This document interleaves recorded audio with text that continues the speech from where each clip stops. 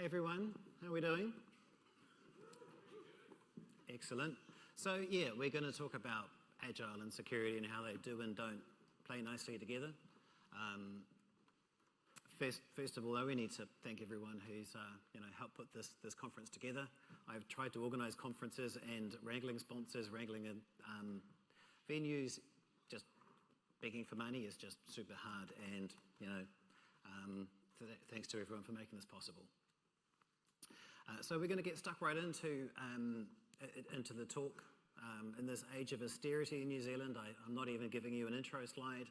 We're just going straight to the bare bones of this talk. So yeah, the next 30 minutes, there's three main kind of parts to this talk. How did we get here? How does Agile go wrong? And believe me, it does. And obviously, what would we do to make it better? But I guess for some audience participation first, Agile hate. Hands up if you have worked or are working on Agile projects right now. Keep your hands up if you hate it. Interesting. So, what do we hate? Why is Agile hard? Yell them out. It's a horrible buzzword that everyone misuses. That's a great one. Thank you, Laura. Cargo culture? What was, Cargo culture processes? great.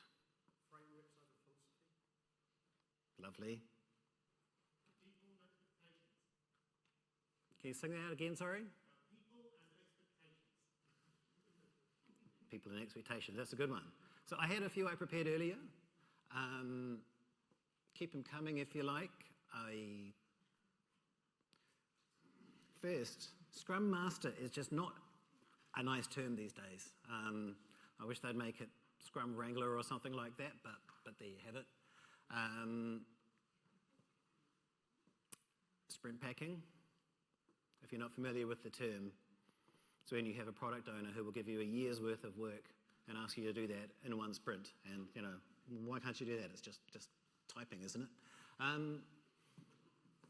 I used to actually work for a good Agile consultancy. I have seen good Agile projects work. I've also seen some horrors.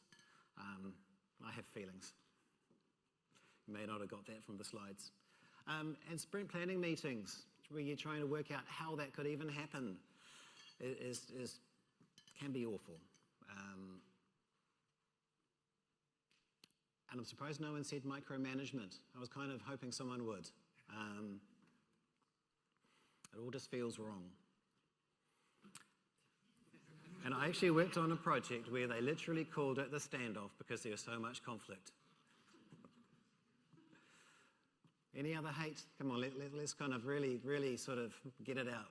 Big room planning. Oh.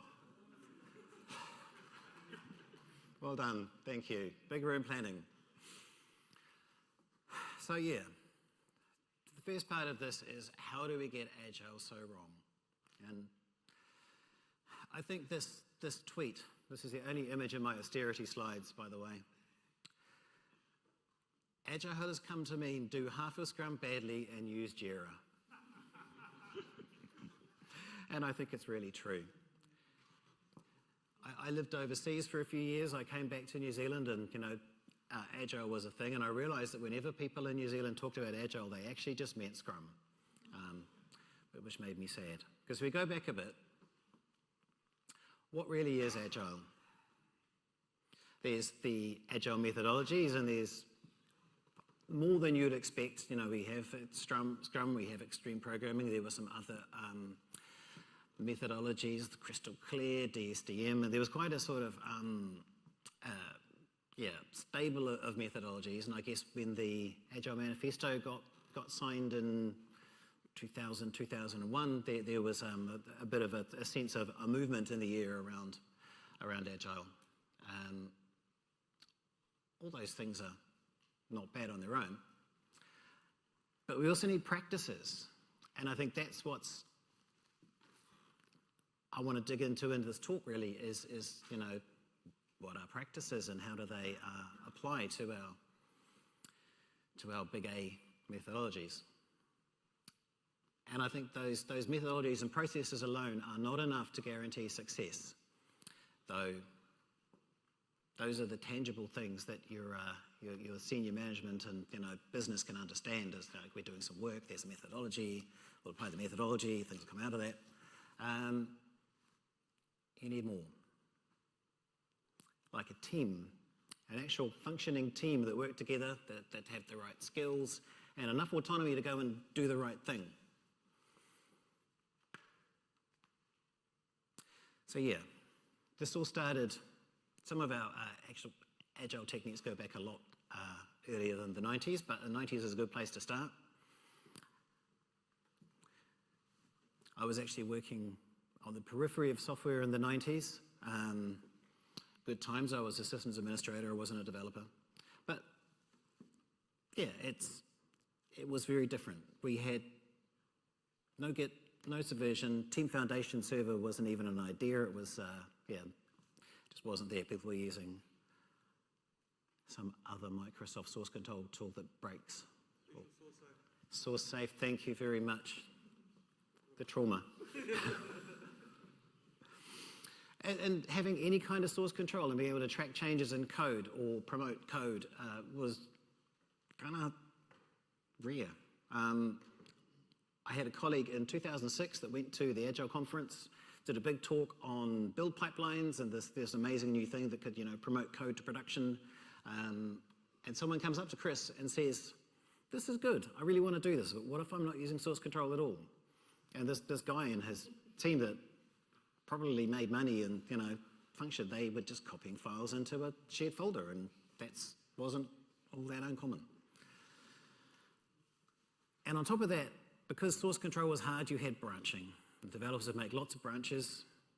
Those branches would live a long time. They'd have your own branch where you're working on your changes, it worked on your computer, worked in your branch, and eventually all that had to come together, and you had to smash together, N branches, at least N branches for N developers, make all their code merge together nicely and turn into something that compiled or even deployed later on. So things were different. We didn't have Jira. We did have other bug tracking things, and they were generally kind of harsh. There was no C#. We had Java in the back end of the 90s, but it was a bit rubbish, if I'm going to be honest.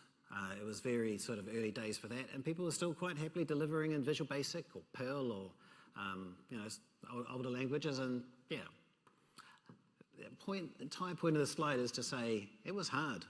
Software was hard, man. And so 2001-ish, there's a bit of a ray of sunshine, right? Kent Beck writes a book, publishes a book even, called Extreme Programming Explained. So Kent was a Smalltalk developer. He had been brought in to do a project rescue at this project in Chrysler, and he had some other Smalltalk nerds. And interestingly, they took a lot of the values from the Smalltalk language and community and applied it to whatever they were coding in at Chrysler for this payroll project. And amazingly, it just all worked. The project was a success, and the values that they brought to that and the techniques kind of became extreme programming. It's a very 90s name, extreme programming. Yeah, extreme, yeah, turn up to 11. But yeah, it really caught the imagination of people, and we were looking for ways to do better. And what I love about XP, I have worked on XP projects, is that there are some pretty clear practices in XP. Pair programming, which terrifies project managers everywhere. Oh my God, you want me to cut my velocity in half by having people pair? Oh.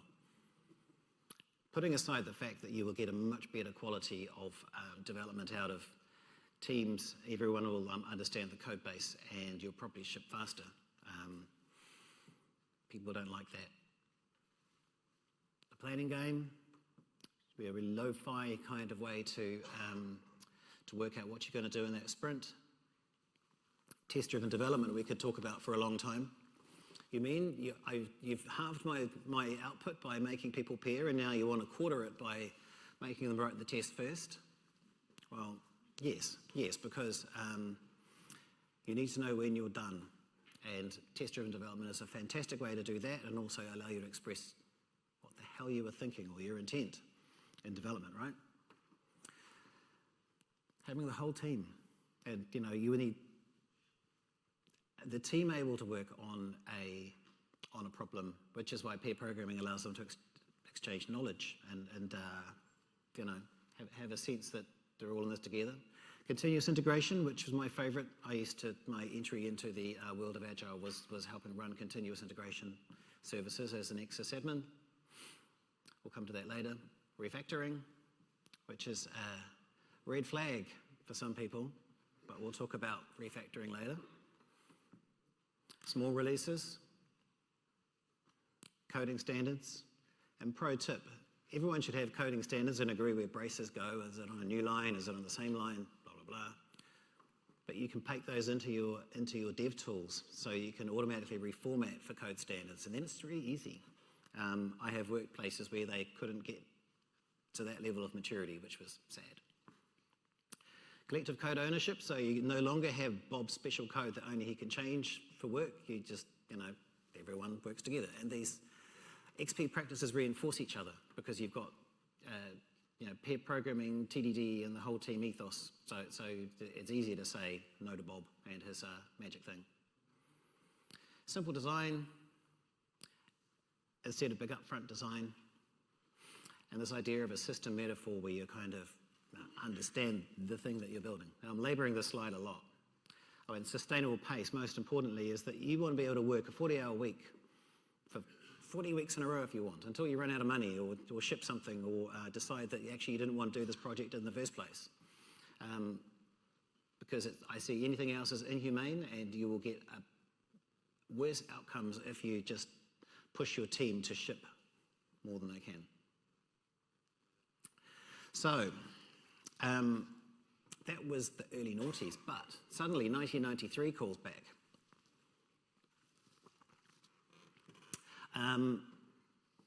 Because a guy called Mike Cohn had come up with this thing called Scrum. And it had its moments.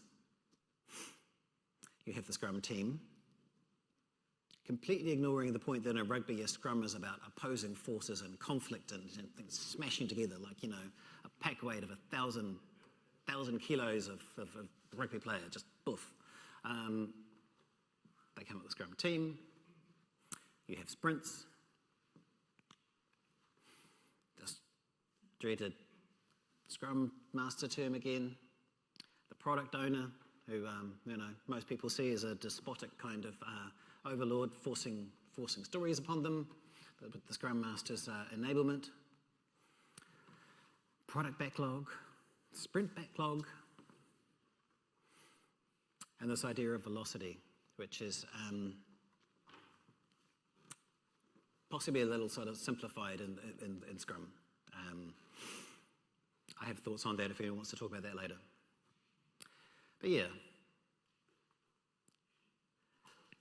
And the thing is, Scrum is not just a methodology, it is a great business. You can be a certified Scrum Master, you can be a certified Scrum trainer. People pay a lot of money to do these things, and they come into an organization and say, well, I've just learned how Scrum happens. I've been trained by the best on this. And so they come in and they'll say, we must do things properly with Scrum or not at all. And so you can stick to the rules in Scrum. That's absolutely what it's there for. I think one of the challenges there is that Scrum does not really say you should write good code. It doesn't have the technical practices from extreme programming, for example. It's just all about project management and shipping. And it does work. You'll start shipping. If you don't have the governance in place to make sure that the code is of good quality and good internal quality so that developers understand what it's meant to do, so they can keep shipping without tearing their hair out, then it gets harder and harder to deliver, and eventually, it stops. So yeah, there are some anti-patterns in Agile. And here it is more formally. When people that prioritize delivery over code quality, that's a problem. Refactoring sprints. Just no. The thing is about refactoring is it's in the context of day-to-day development. You have a unit test, it fails because you haven't written some code, you fix that by writing some code, the unit test runs, fine, then wait, that thing's got a terrible name and maybe I need to move that code into another class because we kind of, done it all a bit cack-handed while we're making it work. And that is the process of refactoring. And there's a buzzword acronym of red-green refactor. So, write a failing unit test, make it pass, refactor, clean up. And that's what you should be doing a dozen times a day. If you've shipped a lot of code and you ask the product owner to say, can we stop all feature delivery for the next 30 days while we fix up the code that we smashed out? That is what we call a refactoring sprint. Even if they let you do it, which is a spoiler, they won't, you will find that the context is all lost anyway. And I've seen refactorings go on for a long time to try and clean up a design. It's just best done, like all things in Agile, in small chunks. And I guess that need to ship forces or encourages people with influence over it to say, well, do we really need to do all that testing? It's just like the last thing, isn't it? Or security, are they ready for us? Can we pick this up in a week or next sprint? Ops, we're not going to be deploying for another couple of months. Do we really need to do this now? And so we end up effectively just writing the good stuff that we want, the features, and not the annoying things that we other people, stakeholders might want, like, secure code, or something that's easy for the ops team to deploy, or something that works in your Kubernetes. Estimates are there for the team, but the moment you put an estimate out there, you're going to be held to account to deliver that in a organization. Sprint stuffing again. And my favorite. So when your senior management are concerned about project delivery, the best thing that they think they can do is be there in your stand-up, which is already difficult enough. And again, we could talk for the rest of this about just stand-ups alone and how they're generally awful. There's a guy called Jason Yip who wrote an article on Martin Fowler's website called It's Not Standing Up, which really explains the different ways that stand-ups are there. They're there for the team to express it. They're committed. You need to show up to a stand-up and say, hey, yeah. You need to be able to say, I need help. Sometimes. It's really hard to do that with the senior manager standing there, basically eyeballing each one of you. Say, well, have you delivered that today? Come on, Dean. Where's your story? So the same thing happens in retrospectives, because retrospectives are a great way to work out what went wrong and what you want to do better without blame. And while I'm throwing out random resources, Norm Kurth's book on project retrospectives explains how the practice came about, and yeah, it's an immensely powerful technique. But if you have a senior manager standing there, trying to minimize concerns of the team, it's not going to work. So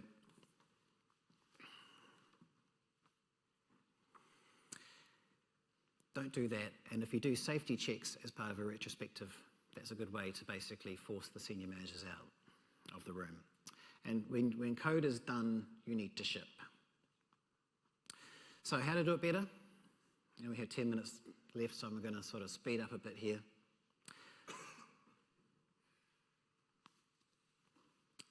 So the whole idea of Agile is to take your 18-month project, huge cycles of performance testing and verification and deployment and all that kind of stuff that we used to do in the 90s, pare it down to like a tiny few pieces of delivery, and then just do that inside your sprint or your iteration. So you should be doing security, you should be doing deployment, you should be doing testing and verification. All that should fit into your sprint or your iteration, whatever you call it in your methodology. So before code, write your unit test, use TDD. That will help. Acceptance tests, they need to be done afterwards. Try and put them in the same repo. We'll come to Conway's Law in a minute. Yeah, obviously security probably should fit into your sprint. If you're doing it after, they're going to cause problems. You'll probably not do it. The same with deployment. You should be able to deploy everything. And so if you're doing fewer features, but you're actually doing them well, that is totally okay in my book, because you won't have to do rework. And the whole idea of the feedback, retrospectives, yesterday's weather are all about helping the team deliver more. So you have fewer features being shipped, but you can start to work out how to get better, what the impediments are, what slows you down. And there's always side gigs people are asked to do or other kind of complications. And yeah. Estimates are about complexity, which is why we use Fibonacci numbers and stuff just to say it's kind of, it's an easy thing or that's an impossibly hard thing I can't even comprehend. If that's the case, you need to split the work down because we want to do things in small chunks. You get better at estimating as you go, as the team understands the project and what they're building. But saying this thing is X units of complexity shouldn't turn into I will deliver that next Thursday. And another really interesting thing about Agile, incremental. We think about things incrementally. We're building up layers of software, but that works for houses, brick walls. We iterate on things every day, and if we throw away what we did yesterday in order to improve today, that's totally okay. We can do that in software. And even our features and understanding of what we're building will change as we implement it, as we deploy stuff in front of users, as we just even think about it as we go. Which is why big upfront design effectively fails in my book, because you don't even understand what you're working at the outset. Your understanding grows over time. Yep. And how do you know when it works? TDD. And you get to make small changes in the code. And one thing I think you should take away from this talk is that it's all about taking something big and chunky and doing it into very small chunks. Acceptance tests are also incredible. At some point, we're going to talk about Conway's Law, but my slides are, I should have brought that forward next time. So you can measure quality in code. So percent of unit test coverage is a classic. If you don't have a bunch of unit test coverage, you've got problems. Same thing with acceptance test coverage. Number of code smells found by linting tools. Percentage of duplicate code. Cyclomatic complexity, which is from the 70s, and you can compute on any code base today. If you have code scanning like SAS, the number of vulnerabilities found, and these are all metrics. Here we go. Here's Conway's Law. Finally, we got there. So, teams need to ship in a branch. If we have branches all over the place, that is not shipping and not delivering. So, Conway's Law postulates that if you have an organizational structure, your code will replicate that. So if you have two teams, you probably have two code bases and two branches. Don't do that. Put everything that's relevant to one code base, force everyone to work together, it's just much better. Continuous integration, fix that in the 90s, and we've actually gone backwards since then. So, racing home, how do you sneak security into the sprint? So whatever you do, start small. Break it up into small chunks. Anything is better today than nothing. And you will be adding new analyses and tools to your code bases as you go. So iterative and incremental, and you can throw it away tomorrow if you improve it. I want you to do that. And that could be software composition analysis, it could be static analysis, it could be dynamic analysis, doesn't matter. Just get something into the sprint, into the code base.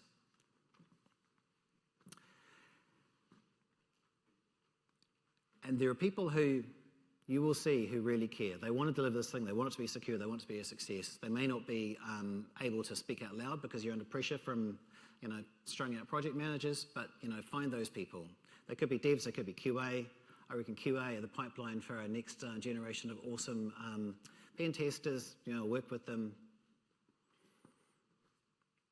And you're not here to be a cop. You're here to be a team member. And if you can help the team with their security problems, you'll gain trust. You'll be part of the team. And they'll listen to you next time. And the team has tools, use them.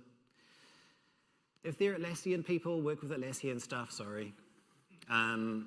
Or if they're nerds and like to do diagrams and code, learn those tools, learn Mermaid. Just work alongside them in the tools. So you're not some weird security thing. It's like, oh, we know this, it's just something new. And they have workflows, and you need to work alongside them. So you want to find security issues in new code, you might find a backlog of old horrible stuff, but you just need to engage with them where they are. And like what they did last week, they'll have forgotten. Or it will be someone else's problem. So find it while it's still their problem, and show it to their stand-ups and retrospectives to help them and be part of the team. So yeah, in summary, methodologies will never be enough. But you can do Agile well. It's going to take practices. It's going to take some squishy, soft kind of human stuff that you need to work through as well, showing up, being part of the team, listening to people's concerns. It can be quite intimidating for dev teams who have never done security to have a security nerd come along and say, no, that's bad, don't do that, don't do that, don't do that. Here's 1,000 findings. You can help them through that. And you can even do security in Agile. There's a lot of good stories out there. There's a lot of good collateral. Happy to point people in the right direction afterwards. But yeah, you need to work with the Agile beast. You can't work against it. So thank you. We might have oh crap. I'm not going to try and fix that now. Maybe have a minute for questions or have a chat afterwards, and there's my contact details if you want to reach out.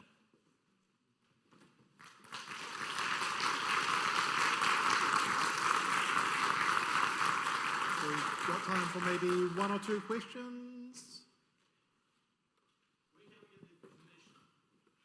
Presentation. Sorry, I didn't hear that.